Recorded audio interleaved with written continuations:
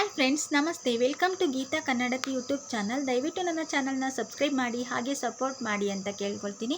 ಈ ವಿಡಿಯೋ ಬಂದು ನಾವು ಮಂತ್ರಾಲಯಕ್ಕೆ ರಾಯರ ದರ್ಶನಕ್ಕೆ ಹೋದಂಥ ವಿಡಿಯೋ. ಪೂರ್ತಿ ವಿಡಿಯೋವನ್ನು ನೋಡಿ. ನನ್ನ ಫ್ರೆಂಡು ಜ್ಯೋತಿ ಅಂತ, ಅವಳು ಹೇಗೆ ಬಂದು ಕಷ್ಟಪಟ್ಟು ರಾಯರ ದರ್ಶನ ಆಗಲ್ಲ, ಅವಳು ಟ್ರೈನ್ ಬರಲ್ಲ ಅಂದ್ಕೊಂಡಿದ್ದೆ, ಅವಳಿಗೆ ಟ್ರೈನ್ ಸಿಗಲ್ಲ ಅಂದ್ಕೊಂಡಿದ್ದೆ. ಆದರೂ ಸಹ ಬಂದು ನಾನು ಹೇಳಿದೆ, ರಾಯರು ನಿನ್ನನ್ನು ಕರ್ಸ್ಕೋಬೇಕು ಅಂತಿದ್ರೆ ಬರ್ತೀಯಾ, ಇಲ್ಲಾಂದರೆ ವಾಪಸ್ ಹೋಗ್ತೀಯಾ ಅಂತ. ಅವಳು ಹಾಗೆ ಅಂದ್ಕೊಂಡು ಬಂದಳು. ನಾವು ಹಾಸನಲ್ಲಿ 4-5 ಟ್ರೈನ್ ಇತ್ತು. ನಾವು ಆ ಟ್ರೈನಿಗೆ ಹತ್ತುತ್ತಾ ಇದ್ವಿ. ಅವಳು ಇನ್ನೂ ಅರಸೀಕೆರೆ ಅಂದಳು. ನಾನು ವಾಪಸ್ ಹೋಗ್ಬಿಡಂದೆ. ಇಲ್ಲ, ನಾನು ಬಂದೇ ಬರ್ತೀನಿ, ನಾನು ರಾಯರನ್ನ ದರ್ಶನ ಮಾಡಲೇಬೇಕು ಅಂತೇಳಿ ಅವಳು ಅರಸೀಕೆರೆಯಿಂದ ಮತ್ತೆ ಬೆಂಗಳೂರು ಬಸ್ಸನ್ನು ಹತ್ತಿ ಬಂದಿದ್ದಾಳೆ. ಅಲ್ಲಿ ಬಂದು ನೆಲಮಂಗಲ ಬಂದಾಗ ಆಲ್ರೆಡಿ ನಮ್ಮ ಟ್ರೈನ್ ಬಂದು ಯಶವಂತಪುರ ತಲುಪಿತ್ತು 8:15ಗೆ. ಮತ್ತು 8:50ಕ್ಕೆ ಯಶವಂತಪುರ ಬಿಡುತ್ತೆ ಅಂತಲೇ ಹೇಳ್ಬೋದಿತ್ತು. ಆದರೂ ಸಹ ಅವಳು ನೆಲಮಂಗಲದಲ್ಲಿ ಇದ್ದೀನಿ ಇಲ್ಲ, ಅವಾಗಲೂ ಟ್ರೈನ್ ಸಿಗೋಲ್ಲ ಅಂದ್ಕೊಂಡೆ. ಆದರೆ ಅವಳು ಮುಂದೆ ಬಂದು ಮೆಟ್ರೋದ ಹತ್ರ ಇಳಿದು ಅಲ್ಲಿಂದ ಮೆಟ್ರೋ ಹತ್ಕೊಂಡು ಬಂದು ನಮ್ಮ ಟ್ರೈನ್ನ ಹತ್ತಿದ್ಲು, ನಮ್ಮ ಬೋಗಿನ ಹತ್ತಿದ್ಲು. ಇವಳೇ ಜ್ಯೋತಿ ನೋಡಿ. ಬಂದು ನಾವು ಸೀಟ್ ಮಾಡ್ಕೊಂಡಿದ್ವಿ, ಹತ್ತಿದ್ಲು. ಅವಾಗ ಅನ್ನಿಸ್ತು ರಾಯರಿದ್ದಾರೆ ಅಂತ. ನೆಕ್ಸ್ಟು ಎಲ್ಲರೂ ಅಲ್ಲಿ ಹೋದಾಗ ರಾತ್ರಿ 2:35 ಆಗಿತ್ತು ಸ್ನೇಹಿತರೆ. ಅಂದರೆ ಮಂತ್ರಾಲಯ ರೈಲ್ವೆ ಸ್ಟೇಷನ್ ಇಳಿದಾಗ ನೋಡಿ, ನಾವು ಟ್ರೈನ್ ಇಳಿದು ಈ ಥರ ಹೋಗ್ತಾ ಇದ್ವಿ. ನಮ್ಮ ಥರನೇ ಎಲ್ಲರೂ ಬಂದಿದ್ದರು ಅಂತಲೇ ಹೇಳ್ಬೋದು. ಅಲ್ಲಿ ಹೋದಾಗ ಆಟೋಗಳು ಇರ್ತವೆ. ಆಟೋ ಡ್ರೈವರ್ಸ್ ಎಲ್ಲ ಬನ್ನಿ, ನಮ್ಮ ಆಟೋಗೆ ಬನ್ನಿ ಅಂತ ಕರೀತಾ ಇರ್ತಾರೆ. ಒಬ್ಬರಿಗೆ 50 ರೂಪಾಯಿ ತೊಗೊಳ್ತಾರೆ. ಅಂದರೆ ಸ್ನೇಹಿತರೆ ಏನು ಗೊತ್ತಾ, ನೀವು ಯಾವತ್ತೇ ಹೋಗಿ ರಜಾ ಹಾಲಿಡೇಸಲ್ಲಿ ಹೋಗಬೇಡಿ, ಯಾಕೆಂದರೆ ತುಂಬ ರಶ್ ಇರುತ್ತಂತೆ. ನಮಗೆ ಬೇರೆಯವ್ರು ಹೇಳಿದಂತಹ ಅನುಭವ ಗೊತ್ತಾಗಿ ನಾವು ಅದಕ್ಕೆ ರಜಾ ಹಾಕಿದ್ರೂ ಪರವಾಗಿಲ್ಲ ಅಂತೇಳ್ಬಿಟ್ಟು ಸೋಮವಾರ ದರ್ಶನ ಆಗೋಂಗೆ ಭಾನುವಾರ ಸಂಜೆ 4-5 ಟ್ರೈನಿಗೆ ಹಾಸನಿಂದ ಹೊರಡುತ್ತೆ. ಹಾಗಾಗಿ ಆ ಟ್ರೈನ್ಗೆ ಬಂದ್ವಿ ಅಂತಲೇ ಹೇಳ್ಬೋದು. ಬುಕ್ ಮಾಡಲಿಲ್ಲ, ಯಾಕೆಂದರೆ ನಾವು ದಿಢೀರ್ ಪ್ಲ್ಯಾನ್ ಮಾಡಿದ್ರಿಂದ ನಾವು ಬುಕ್ ಮಾಡೋಕ್ಕೆ ಹೋಗಲಿಲ್ಲ. ಜನರಲ್ ಬೋಗಿನಲ್ಲೇ ಹಾಸನಿಂದ ಹೊರಡುತ್ತೆ ಖಾಲಿ. ಹಾಗಾಗಿ ಆ ಟ್ರೈನ್ಗೆ ಬಂದ್ವಿ.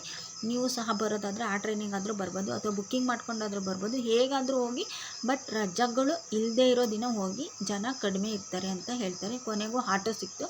ನಾವು ಆಟೋ ಹತ್ಕೊಂಡು ಹೋದ್ವಿ. ತುಂಬ ದೂರನೇ ಅನಿಸುತ್ತೆ ಸ್ವಲ್ಪ ಮಂತ್ರಾಲಯಕ್ಕೆ ಅಲ್ಲಿಂದ. ಕೊನೆಗೆ ಬಂದು ನೋಡಿ, ನಮಗೆ ರಜಾ ಇಲ್ಲದೆ ಅಂದರೆ ವರ್ಕಿಂಗ್ ಡೇಸ್ ಆಗಿರೋದ್ರಿಂದ ಜನ ಕಡಿಮೆ ಇದ್ದರು. ನಮಗೆ ರೂಮ್ ಸಿಕ್ತು. ನಮಗೆ ಗೊತ್ತಿರೋರು ರಜದಲ್ಲಿ ಹೋಗಿದ್ರು ವೀಕೆಂಡಲ್ಲಿ. ಅಲ್ಲಿ ರೂಮ್ ಸಿಗದೆ ಅವರು ರಾಯಚೂರಲ್ಲಿ ಹೋಗಿ ರೂಮ್ ಮಾಡ್ಕೊಂಡಿದ್ರಂತೆ ಅಂತ ಹೇಳಿದ್ರು. ತುಂಬ ಅಂದರೆ ತುಂಬಾ ರಶ್ ಇತ್ತು ಅಂತ. ಹಾಗಾಗಿ ನಾವು ಅದನ್ನು ತಿಳ್ಕೊಂಡ್ಬಿಟ್ಟು ನಾವು ರಜಾ ಹಾಕಿದ್ರೂ ಪರವಾಗಿಲ್ಲ ಅಂತೇಳ್ಬಿಟ್ಟು ಭಾನುವಾರ ಸಂಜೆ ಇಲ್ಲಿಂದ ಹೊರಟ್ವಿ. ಅಲ್ಲಿ ನೈಟ್ ಹೋದ್ವಿ. ಹಾಗಾಗಿ ನಮಗೆ ರೂಮ್ ಸಿಕ್ತು ಅಂತಲೇ ಹೇಳ್ಬೋದು. ರೂಮೆಲ್ಲ ತುಂಬ ಚೆನ್ನಾಗಿಯೇ ಇದೆ ನೋಡಿ. ಇದೇ ರೂಮು. ಒಬ್ಬರಿಗೆ 100 ರೂಪಾಯಿ ಬಿತ್ತು ನಮಗೆ. ಯಾಕಂದರೆ ನಾವು 8 ಜನ ಹೋಗಿದ್ವಿ. 2 ರೂಮ್ ಕೊಟ್ಟರು, 400 ರೂಪಾಯಿ ಅಂತ ಹೇಳಿದ್ರು. ಸರಿ ಅಂತೇಳ್ಬಿಟ್ಟು ಆರಾಮಾಗಿ ಇದ್ವಿ. ರೂಮ್ ಅಂತೂ ತುಂಬ ಅಂದರೆ ತುಂಬಾ ಚೆನ್ನಾಗಿತ್ತು. ಅಂತೂ ಇಂತೂ ಮಂತ್ರಾಲಯ ತಲುಪಿದ್ವಿ. ರೂಮು ಸಹ ಸಿಕ್ತು ಅಂತ ತುಂಬ ಖುಷಿಯಿಂದ ಅವಾಗೊಂದು ವಿಡಿಯೋನ ಮಾಡಿದೆ.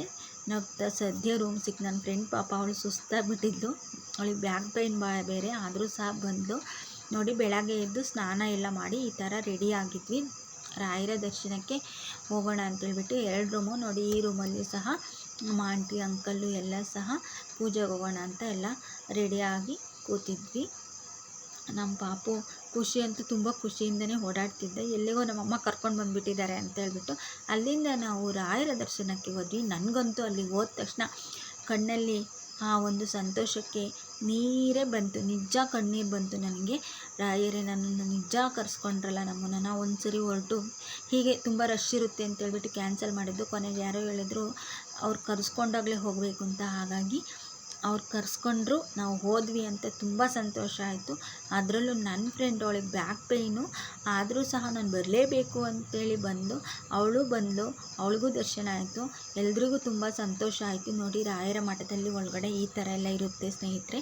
ನಾವು ಸಹ ಅಲ್ಲಿ ಲಕ್ಷ್ಮೀ ಅಮ್ಮನ ಒಂದು ದರ್ಶನವನ್ನು ಮಾಡಿ ನಂತರ ರಾಯರ ದರ್ಶನವನ್ನು ಮಾಡಿದ್ವಿ. ಒಳಗಡೆ ಎಲ್ಲ ವೀಡಿಯೋ ಮಾಡೋಂಗಿರಲಿಲ್ಲ, ಹಾಗಾಗಿ ದರ್ಶನ ಮಾಡಿದ ವೀಡಿಯೋ ಹಾಕಿಲ್ಲ. ಇಲ್ಲಿಂದ ನಾವು ಒಳಗಡೆ ಹೋದ್ವಿ. ಇಲ್ಲಿ ಭಕ್ತರು ತಮ್ಮ ತಮ್ಮ ಹರಕೆಗಳನ್ನು ತೀರಿಸ್ತಾ ಇರ್ತಾರೆ. ಹೆಜ್ಜೆ ನಮಸ್ಕಾರ ಇರ್ಬೋದು. ನಾವು ರಾಯರ ದರ್ಶನಕ್ಕೆ ಹೋದ್ವಿ. ಇಷ್ಟು ವಿಡಿಯೋ ಮಾಡೋಕ್ಕಾಯ್ತು ಅಷ್ಟೇ, ಇನ್ನು ಒಳಗಡೆ ವಿಡಿಯೋ ಮಾಡೋಕ್ಕಾಗಲಿಲ್ಲ ಅಷ್ಟೇ. ಆಮೇಲೆ ನಮಗೆ ರಾಯರ ಪ್ರಸಾದವನ್ನು ಪ್ಯಾಕ್ ಮಾಡೋ ಅಂತಹ ಒಂದು ಸೇವೆ ಮಾಡ್ತಕ್ಕಂಥ ಒಂದು ಅವಕಾಶ ಸಿಕ್ತು. ಅದಂತೂ ನನಗೆ ತುಂಬ ಸಂತೋಷ ಮತ್ತು ಮರೆಯೋಕ್ಕಾಗಲ್ಲ ಅಂತಲೇ ಹೇಳ್ಬೋದು.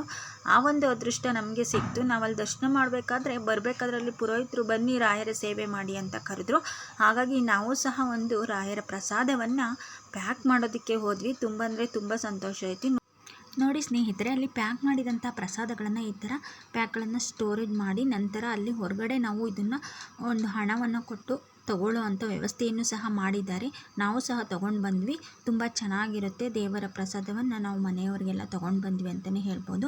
ಹಾಗೆ ನಂತರ ನಾವಿಲ್ಲಿ ಊಟಕ್ಕೆ ಹೋಗಿದ್ವಿ. ಇಲ್ಲಿ ಲೈನಲ್ಲಿ ನಿಲ್ಲಬೇಕಾಗುತ್ತೆ. ಹಾಗೆ ನಿಂತ್ಕೊಂಡಾಗ ಯಾರಿಗಾದ್ರೂ ತುಂಬ ರಶ್ ಇದ್ದಾಗ ನಿಲ್ಲಕ್ಕಾಗಲ್ಲ ಅಂತಂದರೆ ಈ ಥರ ಜಗ್ತಿಗಳನ್ನು ಮಾಡಿದರೆ ತುಂಬ ಚೆನ್ನಾಗಿದೆ ವ್ಯವಸ್ಥೆ. ಸಾಕಾಗಿರೋರು ಅಲ್ಲಿ ಹೋಗಿ ಕೂರ್ಬೋದು. ನೋಡಿ ಅಲ್ಲಿ ಕೂತ್ಕೊಳ್ತಿದ್ದಾರೆ. ಆ ಥರ ಒಂದು ವ್ಯವಸ್ಥೆಯನ್ನು ಸಹ ಮಾಡಿದ್ದಾರೆ. ಇದೇ ಪ್ರಸಾದ ನಿಲಯ ಅಂತ ಹೇಳ್ಬೋದು. ನಾವು ಹೋದಾಗ ಅಲ್ಲಿ ಪಾಯಸ ಮತ್ತು ಕಡಲೆಬೇಳೆ ಪಾಯಸ ಮತ್ತು ಅನ್ನ ಸಾಂಬಾರು ಮತ್ತು ಮೊಸರನ್ನ ಕೊಟ್ಟರು. ನಾವು ಆ ಪ್ರಸಾದವನ್ನು ಸ್ವೀಕರಿಸಿ ನಂತರ ಅಲ್ಲಿ ಸುತ್ತಮುತ್ತ ಇರ್ತಕ್ಕಂಥ ಒಂದು 5-6 ಪ್ಲೇಸ್ಗೆ ಹೋದ್ವಿ.